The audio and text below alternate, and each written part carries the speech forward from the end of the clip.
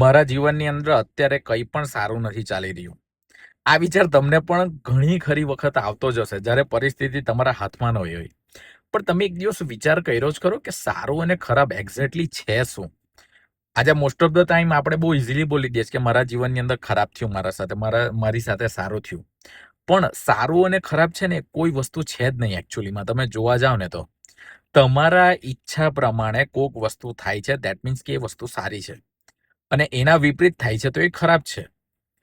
પણ આજે તમે એ વસ્તુ કેમ નથી વિચાર કરતા કે તમે પાસ્ટની અંદર કુદરત પાસે 100 વિશીસ રાખી હતી, અને યુનિવર્સ એક વસ્તુ એવી છે કે છે ને, તમે જે કંઈ પણ માગો છો ને ખુલ્લા હાથે આપવા તૈયાર છે. તો ઓબ્વિયસ છે કે જે તમે પરિસ્થિતિમાંથી છો એની અંદરથી, એ કમ્ફર્ટ ઝોનમાંથી તમને પકડીને બહાર કરવાના જ હતા.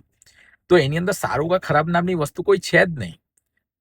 પણ તમારે તમારા જીવનની અંદર એક બદલાવનો જે એક ફેઝ છે ને, તે તમારે એક્સેપ્ટ કરતા શીખી જવો પડશે. જો એ તમે એક્સેપ્ટ કરતા શીખી ગયા ને, તો તમારા માટે આ જીવનની અંદર કોઈ પણ વસ્તુ સારું કે ખરાબ છે જ નહીં.